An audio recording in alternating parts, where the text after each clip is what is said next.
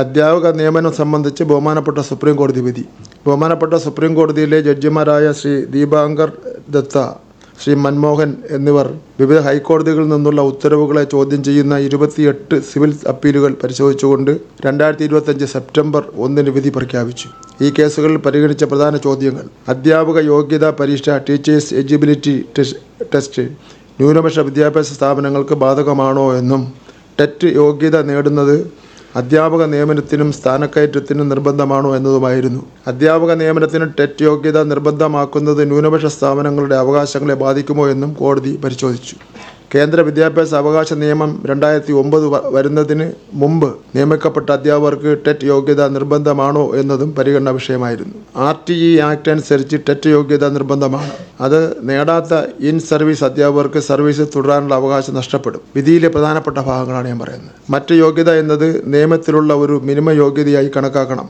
ഇത് സംസ്ഥാന സ്ഥാനക്കയറ്റത്തിനും ബാധകമാണ്. RTE ആക്ട് പ്രകാരമുള്ള മാനദണ്ഡങ്ങൾ ന്യൂനപക്ഷ സ്ഥാപനങ്ങൾക്കും ബാധകമാണെന്ന കാര്യം പരിശോധിക്കുവാൻ വിഷയം വിശാല ബെഞ്ചിന് വിടുന്ന കാര്യം പരിഗണിക്കുവാൻ 2-അംഗ ബെഞ്ച് ചീഫ് ജസ്റ്റിസിനോട് അഭ്യർത്ഥിച്ചു. ബഹുമാനപ്പെട്ട സുപ്രീം കോടതിയുടെ വിധി: കോടതിയുടെ കണ്ടെത്തലുകൾ അനുസരിച്ച് RTE നിയമം വരുന്നതിന് മുൻപ് നിയമിക്കപ്പെട്ട ഇൻ സർവീസ് അധ്യാപകർക്ക് സ്ഥാനക്കയറ്റത്തിന് ടെറ്റ് യോഗ്യത നിർബന്ധമാണ്. വിദ്യാഭ്യാസ അവകാശ നിയമം വരുന്നതിന് ഏറെ മുമ്പ് തന്നെ നിയമിതരായിട്ടുള്ള അധ്യാപകരുമുണ്ട്. അവർ 2-3 പതിറ്റാണ്ടുകൾ സേവനമനുഷ്ഠിച്ചവരാണ്. തങ്ങളുടെ വിദ്യാർത്ഥികൾക്ക് പരാതികൾക്കൊന്നും ഇടമില്ലാതെ തങ്ങളുടെ കഴിവിൻ്റെ പരമാവധി ഉപയോഗിച്ച് വിദ്യാഭ്യാസം നൽകുന്നുണ്ട്. ഇത്തരത്തിലുള്ള അധ്യാപകരെ ടെറ്റ് യോഗ്യത നേടിയില്ലെന്നതിൻ്റെ പേരിൽ പുറത്താക്കുന്നത് കഠിനമാണെങ്കിലും ഒരു നിയമം നടപ്പിലാക്കുന്നത് തിന്മയായി കാണാൻ കഴിയില്ല. വിധി പാരാഗ്രാഫ് 215. കോടതിയും സങ്കടപ്പെടുകയാണ്. കോടതി വിധിയുടെ രീതിയിൽ 2025 സെപ്റ്റംബർ 1 നിന്നും 5 വർഷത്തിൽ താഴെ മാത്രം സർവീസ് ബാക്കിയുള്ള സീനിയറായ അധ്യാപകർക്ക് റിട്ടയർമെൻറ്റ് വരെ സർവീസിൽ തുടരാം. ടെറ്റ് യോഗ്യത നേടിയില്ലെങ്കിൽ മാത്രമേ ഇത്തരക്കാരെ സ്ഥാനക്കയറ്റത്തിന് പരിഗണിക്കാൻ കഴിയൂ. കോടതി വിധി പാരഗ്രാഫ് 216 പറയുന്നു. വിദ്യാഭ്യാസ അവകാശ നിയമം നിലവിൽ വരുന്നതിന് മുമ്പുള്ള 5 വർഷത്തിലെ അധികം സർവീസുള്ള അധ്യാപകർ സർവീസിൽ തുടരണമെങ്കിൽ ഈ ഉത്തരവ് മുതൽ 2 വർഷത്തിനകം ടെറ്റ് യോഗ്യത നേടണം.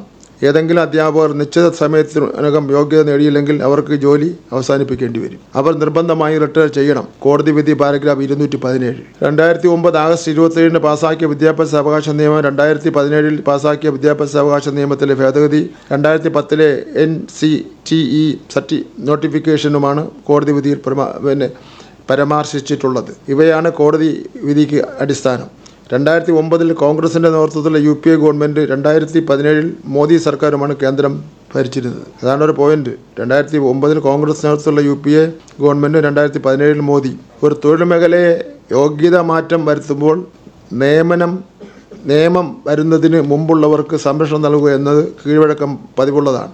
ഒരു തൊഴിൽ മേഖലയിലെ യോഗ്യത മാറ്റം വരുത്തുമ്പോൾ നിയമം വരുന്നതിന് മുമ്പുള്ളവർക്ക് സംരക്ഷണം നൽകുക എന്ന കീഴ്വഴക്കം പതിവുള്ളതാണ്. എന്നാൽ കോൺഗ്രസ് സർക്കാരോ മോദി സർക്കാരോ ഇതിന് തയ്യാറായില്ല. എന്ന് മാത്രമല്ല, സംസ്ഥാനങ്ങളുടെ മേൽ ഉദ്യോഗസ്ഥതല സമ്മർദ്ദം ചെലുത്തുകയും ചെയ്തു. ഇന്ത്യയിലൊട്ടാകെ ഈ വിധി ദൂരവ്യാപകമായ പ്രത്യാഘാതങ്ങൾ ഉണ്ടാക്കും. അധ്യാപകരുടെ ജോലി എന്നതിന് മാത്രമല്ല, വിദ്യാഭ്യാസ മേഖലയിലെ എല്ലാ പ്രവർത്തനങ്ങളെയും ഇത് സ്തംഭിപ്പിക്കും. കേരളത്തിലെ ഭൂരിഭാഗം അധ്യാപകരെയും ഇത് ദോഷകരമായി ബാധിക്കും. പ്രൊമോഷനുകൾ, നിയമനങ്ങൾ തുടങ്ങിയ എല്ലാ കാര്യങ്ങളിലും സങ്കീർണമാകും. ഭരണഘടനാ പ്രകാരം വിദ്യാഭ്യാസം കൺകറന്റ് ലിസ്റ്റിൽ ഉൾപ്പെട്ട വിഷയമാണ്. അതുകൊണ്ട് തന്നെ കേന്ദ്ര സർക്കാർ രൂപം കൊടുക്കുന്ന നിയമങ്ങൾക്ക് മേൽക്കൈയും ഉണ്ട്. ബഹുമാനപ്പെട്ട സുപ്രീം കോടതി പരിശോധിച്ചിട്ടുള്ളത് കേന്ദ്ര സർക്കാരിൻ്റെ നിയമങ്ങളും ചട്ടങ്ങളുമാണ്. ഈ സങ്കീർണമായ സാഹചര്യം മറികടക്കുവാൻ കേന്ദ്ര സർക്കാർ നിയമനിർമ്മാണം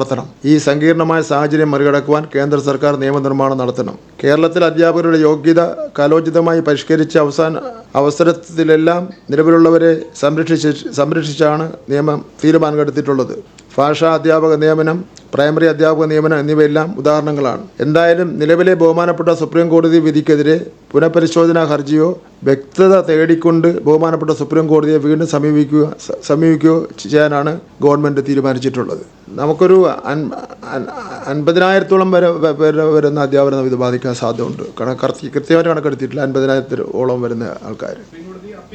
അല്ല, അതിൽ വ്യക്തത വരുന്നത് 2 സ്റ്റേറ്റുകളാണല്ലോ കേസിൽ വന്ന്, നമ്മളതിൽ കേസ് വന്നില്ല. അപ്പോൾ നമ്മളിപ്പം തീരുമാനിച്ചിട്ട് സുപ്രീം കോടതി വിധിക്കെതിരെ പുനഃപരിശോധനാ ഹർജിയോ വ്യക്തത തേടിക്കൊണ്ടുള്ള ഹർജിയോ കൊടുക്കാൻ.